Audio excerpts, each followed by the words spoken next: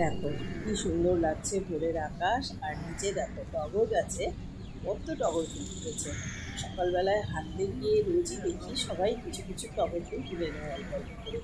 আমাদের এই পার্কে ৫-৬টা টগর গাছ আর এত টগর ফুল ফুটছে।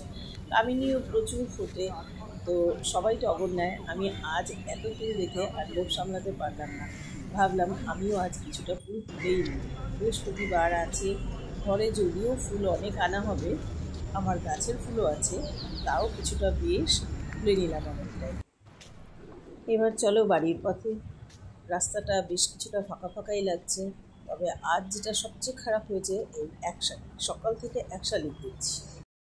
হয়ে গেছে বৃহস্পতিবারের স্নান পুজো করে এসে এখন একটা রুটি খেলাম আর একটু কফি করে নিয়ে বসলাম, কারণ মাঝে মাঝে কফিটা খেলে আমি বেশ একটু এনার্জি পাই। বাইরে বেরোলেও আমি কিন্তু চায়ের চাইতে কফিটাই বেশি প্রেফার করি, আমার বেশ লাগে কফি খেতে। আর একটু বেশ বড়লোকিয়া ফিলিংসটাও কাজ করে কিন্তু। তো চলো এক নজরে লাঞ্চ মেনুটা শেয়ার করি। এটা হলো রুনুর ডাল, পাঁচমিশানো একটা সবজি, রুনুরই কাজে লাগবে, এটা আমরাও খাবো। আর রুই মাছ হয়েছে, আজ হয়েছে আলু পটল আর বড়ি দিয়ে, ও বলেছে বড়ি দিয়ে মাছের ঝোল খাবে। আর পেঁপে ছোলা আলুর তরকারি, এগ কারি, মসুর ডাল, এগুলো তো জানোই রোজ আমার এই টাইপেরই রান্না হয়। আর হচ্ছে একটু অল্প করে চিকেন বানিয়ে আসবো। তো আজকের এই ব্লগটা এই পর্যন্ত শেষ করছি। পরবর্তী ব্লগে তোমাদের সঙ্গে আবার দেখা হবে।